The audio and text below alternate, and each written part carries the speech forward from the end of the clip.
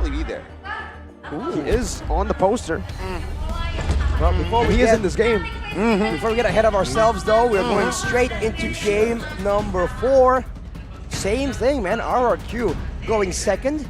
But now, if they are forced to ban away this Angela, are they gonna trade it for something else? Are they gonna just ban it away and let go of a Faramis, or Faramis the only one left here?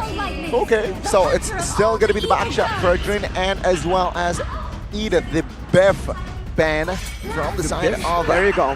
GEEK fan. And of course the Angela here, finally respected after 2 games. So it's true, the Angeloy combo is still a sure win for GEEK fam in playoffs.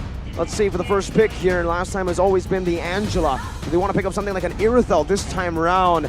He's first picking it up against RRQ. They've been able to make use of it really, really well. The answer is no. Rafaela. You saw Angeloy. Now it's time for... I don't know what to do. Rafaeloy. Rafaela? Raffaloy? Raffaloy. Raffaloy sounds better. But there you go, the Irithel will go to the hands of Skylar again, alongside the hero that was a nuisance in the 3rd game for RRQ. Terzla will switch sides here for side of RRQ to play around with. Let's see here, GEEK fan, what will they respond with here? Technically, they can secure a hero such as the Paquito here, perhaps, for Luke. I feel like they should secure a hero for Luke and a boy here in the first phase. Luke and a boy. I mean, the matchup for Luke is really shown, and for a boy, it's a signature pick. We haven't seen it in a long, long time, and now without an Akai, what can Fairsick do? Without an Akai, without a Fredrin, and a Baksha. Martis? So perhaps they will. This is a forced pick here. They should pick a hero for Fairsick here. G-Rock. G-Rock. Grok. Something we have seen from Fairsick before. Not a big fan of the Grok jungle myself for Fairsick. But if you want some crazy charges, CC, to get you in through the heavy spin, that's a WC. That's a wild charge. And GEEK's got to take note. With a barricade, it doesn't matter how fast you run. You cannot get through, right? You shall not pass. That is something that the Grok can do. But will they go for it now? Will they hide that pick? Yeah, I feel like the hero for Fairsick here just is the sensible move with a lot of potential jungle picks already eliminated. If they let it through to the 2nd phase, Fairsick might not survive. But here we go, 2nd phase, RRQ. What will they go for here? They should target the gold lane here. And there you go, a Bruno ban does come through. Perhaps the next potential ban here, Brody. I'm thinking more Claude. The Terizla already deals with the Brody very well. But again, that's the problem. That's why I think Brody might come through as well. The Akai can disengage really well if, let's say, a Terizla goes in with a PZ. What? Extra? Against the I don't think so. Lancelot and Terizla and Irithel, there's a lot of good dive. But technically, it's an Akai. It's a Rafaela. It's a... I want to really say it. But it's Netherrealm now. I wanted to say the Karutu Arutaru. That's the way you should say it. But yeah, it's the Netherrealm. No. Right, we're gonna stop that. Right. Anyhow, without a Bruno, probably not the Ixia, so it will mostly be the Claude. If they ban the Claude though, what crazy options would you have in mind, Mirko? Would the Melissa come to mind? Ooh, the Melissa would be a solid choice. No, it won't. Harith, maybe? Ooh. I think they need more physical damage right now. They have a Faramis. True. Moscow. No. Just name it out here. Throwing out some names out here. Brody's probably the best pick to go for now. With the Claude banned out, that's what I expected. On Terizla, you're not really too concerned with a Brody pick. That penalty zone is really a good counter towards it. So they're like, go ahead, pick up the Brody. And on top of that, if you pick a hero that cannot go for the Purify, no Bruno, no Claude, this opens up a whole new world for Naomi. Ooh, Chow, right. Kufra, Atlas perhaps? No, against an Akai, no. But, yeah. I feel like RRQ will require a lot more macro though. If they're gonna go all in the team fights, the Nether Realm will be a big problem right here. So will the heavy spin, so they might need to go with the GEEK fam approach of trying to get pressure elsewhere before going for this neutral objective. I think RRQ needs to respond with a healer here for Naomi.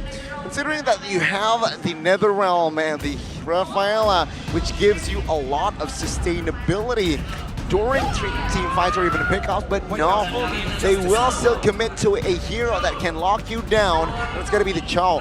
Naomi, Cho, yeah, as we all know, a very, very good hero to be piloted by Naomi, but is this the right answer?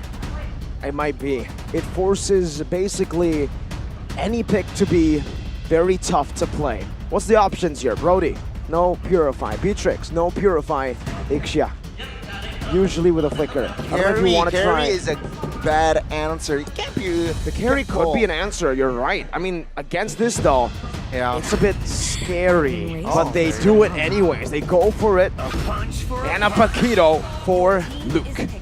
Okay, I expect a Purify from They the need that Faramis Purify. and the carry. Right, Rafaela can rock the flicker. Don't mind if the Way of Dragon is the recipient of that Way of Dragon. But RRQ here to complete their draft. What do they need here, Mr. Arashi? I think they have enough front line technically, good crowd control. I am quite confused. Are they going to go for a bit more poke, a bit more burst damage, right? If they want to go for pickoffs, they require that. And if they want to go for an all-in in the team fights, damage is required. So, in a funny twist, the Lilia maybe? Kagura? Could be the Yves maybe, the Kagura? I don't know, man. That's a bit too YOLO, I think. But YOLO? RRQ, you never know. Well, technically, it's not YOLO for RRQ. If they lose one game, they can still have game 3. And to go forward, a Sicilian again. Good range against the carry is what worked against the Bruno. Shorter range for the carry, so that's the same solution for RRQ. But this time, it's Marquis on the carry.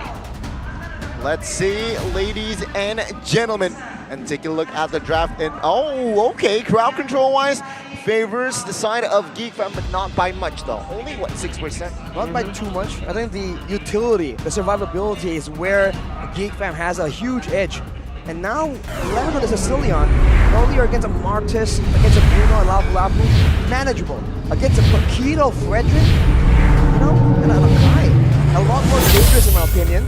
We'll see if the alien can slip out of those tough situations once more. Ladies and gentlemen, let's see here, potentially the last game of the series. Will it be GEEK? Will it be RRQ to clean and take the win? Till the enemy Let's say GEEK Fam and Smash RRQ Land of Dawn, here we go! All troops deployed. Hashtag we own this. And man, are both these teams just owning the situation? Looking at the battle spells though, that's a sprint for Skylar, trying to kite away from Luke for sure. But the question remains, for a macro situation, GEEK Fam has so much more to work with. Uh-oh. Beloyski's doing a good job right now, but Thorn Rose comes in. Beloy flickers out. A lot of impure rages this game, by the way. Both of them are angry. They're full of rage. Very, very, very risky move there by Beloyski. No flicker now for the first turtle, but Lethal Wanderer battle. Let's see who will grab it. Niall calmly with the retribution finds the Lethal. I do wonder in the late game, Faramis or Sicilian? Because they do very different things. In the early game though, you can see a boy abusing the, what do you call it? Like the simplicity of the kit for the Faramis. And later on, the timing on the Netherrealm will be important. And with everyone moving downstairs, it's surprising to see Skylar just not backing away. One of the best Faramis users, if not tied for the best with Sans in MPL Indonesia, a boy. This guy's very underrated, especially when he gets his picks like this. You really got to be watching out for him. And for now, both these teams are just playing it very passive at the start. Ooh. Yeah, 140. Oh, good pull. Okay. First thing manages to find more space, but it seems like no first blood here for the first 2 minutes. And makes sense, right? Yeah. When Beloy almost gave it up, but that's a very Beloy thing. In the gold lane though, with the attention being brought to the mid lane, to the other sides of the map, the 1v1 is going to be a bit tough on Marquis. Unless, again, the solution just has knowledge of something that we don't. Some good damage there onto Lemon by a knockout strike from Luke. Naomi's looking for a position, but it doesn't have level 4 yet. So it means that Beloy will have a significant advantage here in the level 3 battle. Compared to the Joe, he needs that Way the Dragon before anything can really be made of use here for RRQ. And that means free neutral objective, free turtle, over to GEEK Fam. No contest, no compensation whatsoever here from side of RRQ, but they are eyeing that gold lane. They're trying to occupy it, but take a look at the response here from side of GEEK Fam already. Oh, good Way of Dragon. Oh, a boy getting hit back. That's Beloy with the Holy Baptism. Stunning Skylar and Naomi, stopping from any sort of engage to go further than just a bit of damage. Whoa, yeah, we talked about the purifies here, right? From the side of Marky, but no, he is still confident, rocking that flicker. Ooh, good pull. He's low, but he gets out with a puncture. Brilliantly done by Fairsick. Meanwhile, you can see the Dragon Warrior make it across all the way. Ooh. 2 big punches, but only one connected. Fairsick was able to bob and weave away from it. Penalty zone connecting on the 2 members. Luke able to dodge away towards the back. Niall with Retribution. Meanwhile, a boy taken very low. Lemon's chasing with a bat fees, but Niall, heavy spin. That's a flicker from Lemon, but he gets pinned down, brought back to a boy. Phantom execution onto the back, but Niall shows that even on a tank, he's also an assassin. Takes good care of Lemon. Fairsick runs away. Luke with a sprint. They dive deep. It's a knockout strike. Not the name of the skill, just a knockout. Both mid laners fall, but GEEK Fam finds a bonus. Fairsick taken out. Sure, nothing really objectively on the board, but that was a huge trade here for the side of our GEEK Fam. Seems like RRQ, they're just a lot more hesitant right here, and GEEK Fam, they're taking full advantage of it. With the tankier frontliners, with more utility, it feels like that's the name of the game for them. Make sure that you make your opponents guess whether or not they can go for this play, right? Because of a Netherrealm, because of a hard guard, and when they're hesitating, you capitalize. So far, it's working pretty good, unless later on Naomi can do something. Oh, GEEK Fam and RRQ, 2-1, nothing much here, but that shows here in the bottom lane. Oh, good catch. Good catch on the Beloy, that's a kill back, but look at now!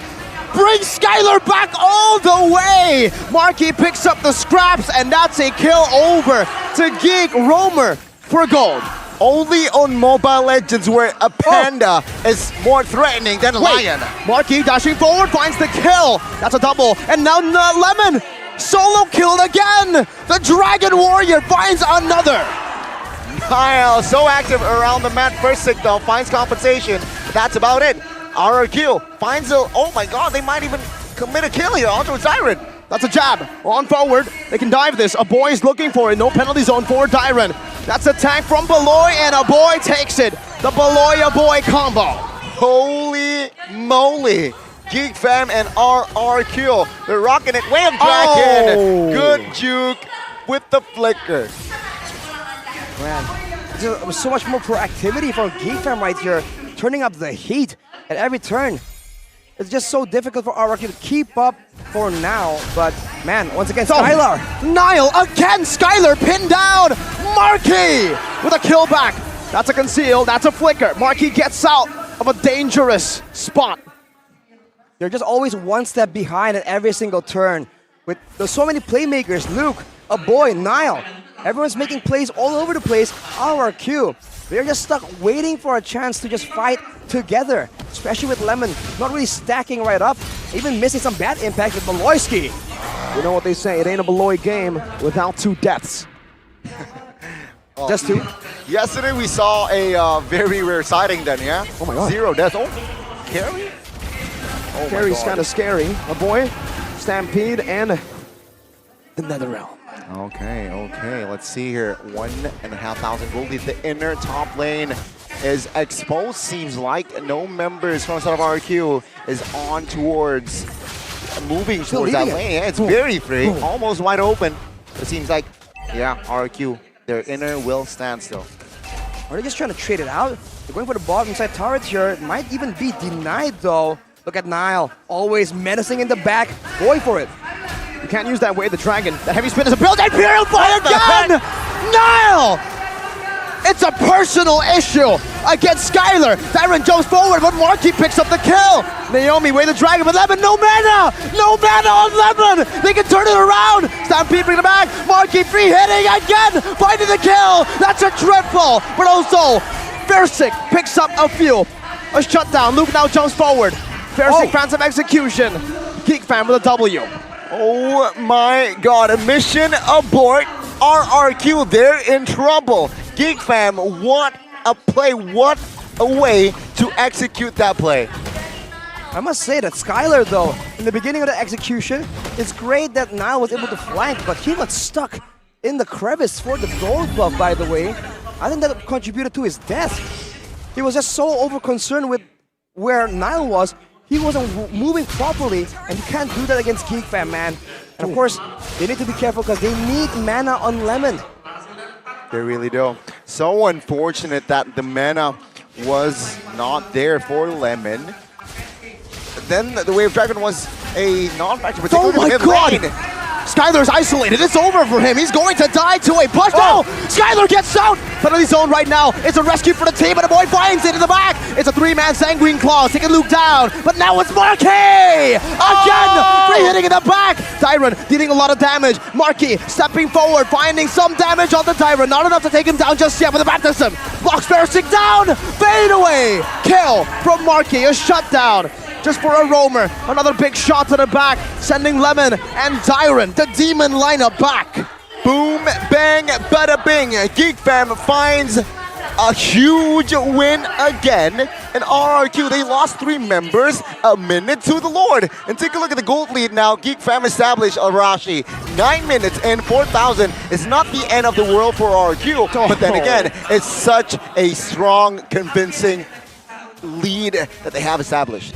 RRQ right now just lack damage. Again and again, they're able to actually take out Geek Fam, but only once. With the Netherrealm in play, it's just almost impossible right here. And you are competing in damage against a carry.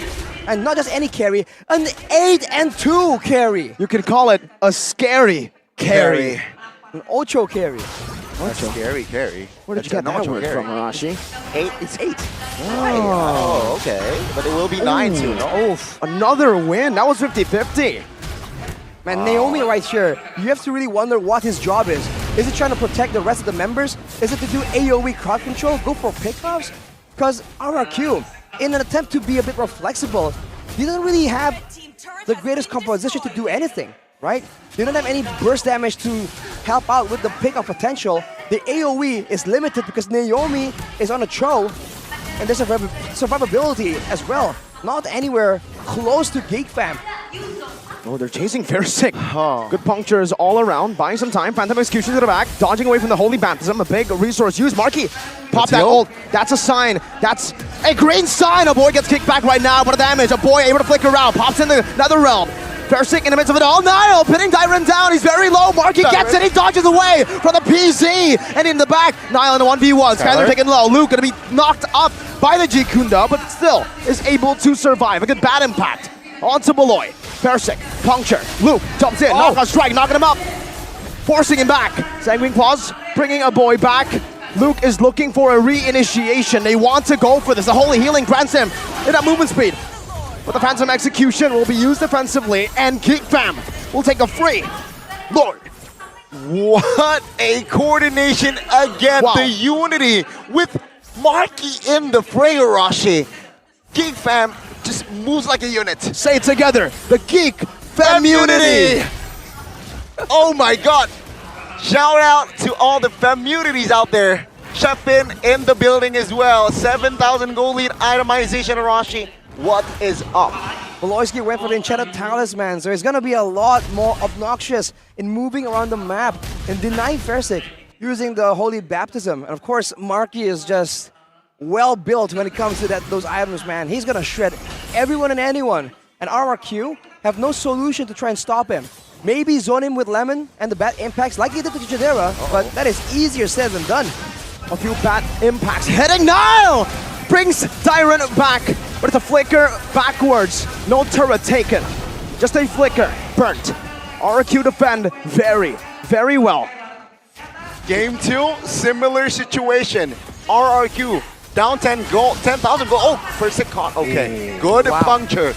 RRQ, they were down 7,000 gold, but Luke, my goodness. Jumps in, that's a penalty zone to the front, but now he's gonna be melted down by Marky. Just one more hit and Luke picks the kill up.